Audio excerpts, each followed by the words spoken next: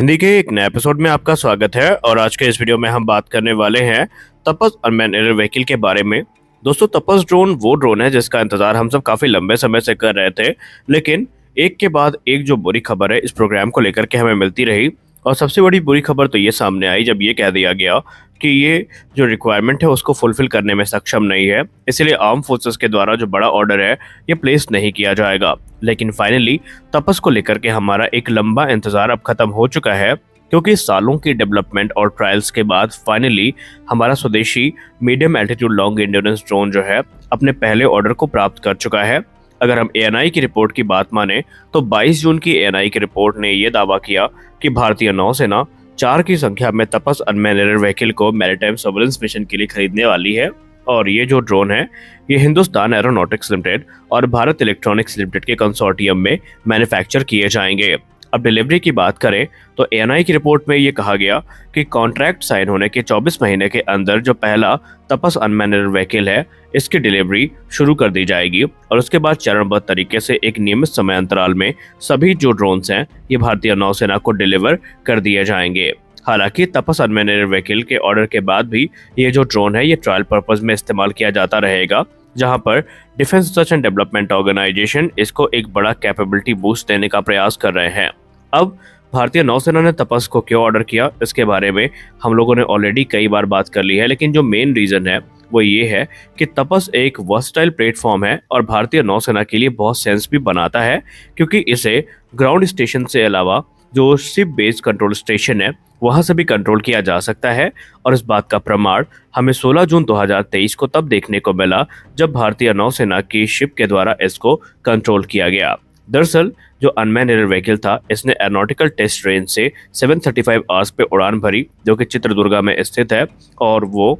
करवार naval base से 285 kilometre की दूरी पर है। अब एक ग्राउंड कंट्रोल स्टेशन को एस्टैब्लिश किया गया और 2 शिप डेटा टर्मिनल जो है आईएनएस सुभद्रा में इंस्टॉल किए गए ताकि वो अनमैन्ड एयर व्हीकल को कंट्रोल कर सके। अपने इस ट्रायल के दौरान तपस अनमैन्ड एयर व्हीकल 20,000 फीट की ऊंचाई पर उड़ान भर रहा था और अपने इस टेस्ट फ्लाइट के दौरान तपस ने सक्सेसफुली जो ट्रांसफर है कमांड एंड कंट्रोल का उसको डेमोन्स्ट्रेट किया, क्योंकि ग्राउंड कंट्रोल स्टेशन से इसे आईएनएस सुभद्रा में इसका जो कंट्रोल है वो ट्रांसफर किया गया था, जो कि 148 किलोमीटर की दूरी पर स्थित थी करवार नेवल बेस से। अब आईएनएस सुभद्रा ने तकरीबन ड्रोन को उसके बाद 40 मिनट तक कंट्रोल किया और ये 3.5 घंटे की जो फ्लाइट ड्यूरेशन थी इस दौरान इसी सारी कैपेबिलिटी को टेस्ट किया गया और फाइनली इस टेस्ट को पूरा करने के बाद तपस अनमैन्ड एयर व्हीकल जो है वापस से एटीआर चित्रदुर्गा में आकर लैंड करता है। लेकिन ये जो पूरा का पूरा ऑपरेशन था इसने तपस अनमैन्ड एयर व्हीकल की जो कैपेबिलिटी है एज अ मेल यूएवी उसको प्रदर्शित करने में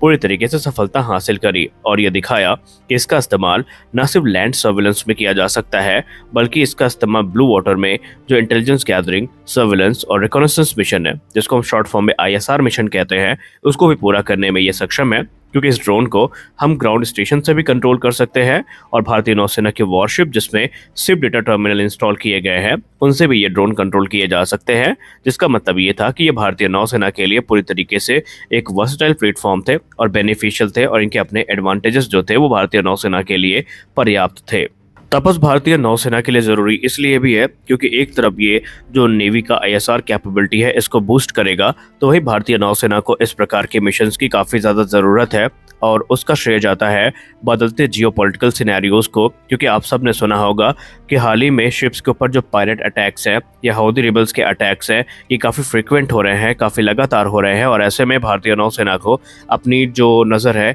इन इलाकों पे बनाए रखनी पड़ती है और चाइना की जो वॉरशिप्स है इनकी प्रेजेंस भी लगातार इंडियन ओशन रीजन में बढ़ रही है। तो ऐसे में तपस MQ-9 रिमोटली पायलटेड एयरक्राफ्ट और 12 PATI पोसाइडन एयरक्राफ्ट के साथ भारतीय नौसेना के लिए आईएसआर मिशन के लिए एक बढ़िया एसेट के तौर पर देखा जा रहा है। और कुछ रिपोर्ट्स तो ये भी दावा करती हैं कि आने वाले भविष्य में भारतीय नौसेना की रिक्वायरमेंट के आधार पे तपस के जो ऑर्डर नंबर्स है ये बढ़ सकते हैं। एक तरफ जहां ये ड्रोन भारतीय नौसेना की रिक्वायरमेंट को पूरा करने में सक्षम है, तो आपको जान के थोड़ी निराशा जरूर होगी कि भारतीय थल सेना की जो रिक्वायरमेंट है जहां पर 30,000 फीट का एल्टीट्यूड और 24 घंटे का जो एंड्योरेंस टाइम है ये रखा गया है। उस रिक्वायरमेंट को पूरा कर पाने में ये ड्रोन फिलहाल तो असमर्थ है और शायद यही कारण है कि इसे मिशन मोड प्रोजेक्ट से बंद कर दिया गया है और इस समय इसका जो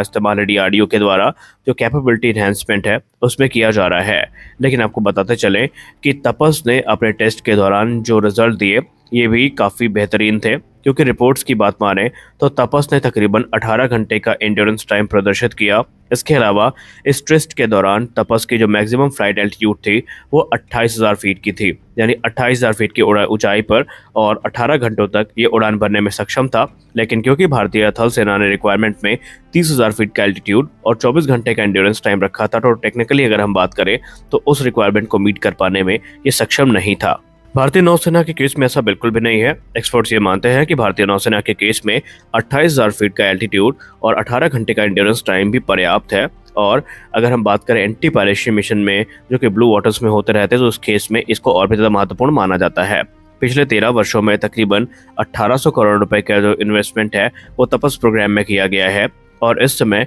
जो मौजूदा कॉन्फ़िगरेशन और कैपेबिलिटी है, इसकी जो एयरवर्थीनेस है, इसको लेकर के एक्सपर्ट्स ये मानते हैं कि भारतीय नौसेना के लिए ये एक बेहतरीन ऑप्शन है। हालांकि आने वाले भविष्य में ये लगातार इम्प्रूव होता रहेगा और भारतीय थल सेना और वायुसेना के लिए भी बड़ी संख्या में इसके ऑर्डर्स हमें देखने को मिलेंगे। अब यहाँ पर defence research and development organisation की अगर हम बात करें तो उन्होंने पहले भी कह दिया है कि वो लगातार तपस का इस्तेमाल टेस्टिंग प्रोसेस में करते रहेंगे और आने वाले भविष्य में शायद इसके हमें और भी जो एडवांस वेरिएंट है वो देखने को मिल जाए। तो यहाँ पर एक चीज़ तो क्लियर है कि तपस अनमैन्ड व्हीकल का इंतजार जो कि हम लोग काफ़ी लंबे समय से कर रहे थे, अब वो पूरा होने वाला है और 4 की संख्या में भारतीय नौसेना इनको खरीदने वाली है। अगर हम doctor Sameer B Kamat sir की बात करें तो doctor Sameer B Kamat sir ने पहले भी 19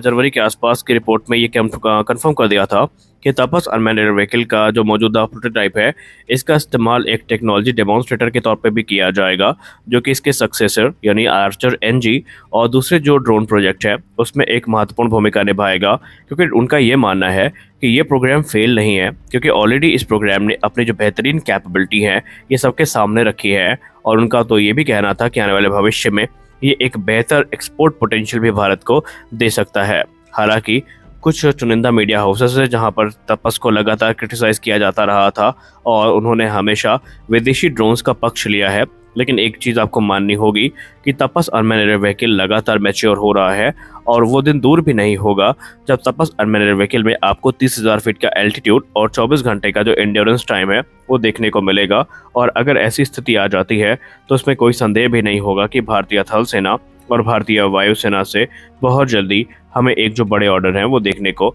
मिलने वाले हैं। तो यहाँ पर तपस का भविष्य निसंदेह भारतीय नौसेना के ऑर्डर किए जाने के बाद काफ़ी उज्जवल हो जाएगा और एक लंबा इंतजार खत्म होने वाला है। तो आज के इस वीडियो में बस इतना ही। हम आशा करते हैं कि ये वीडियो आपको अच्छी लगी होगी और इन्फॉर्मेटिव लगी होगी। वीडियो अच्छी लगी तो वीडियो को लाइक करिए, नए चैनल को सब्सक्राइब करिए, क्योंकि हम आपके लिए ऐसी रिपोर्ट्स को लेकर आते रहते हैं। तो मिलते हैं अगले वीडियो में, तब तक के लिए जय हिंद।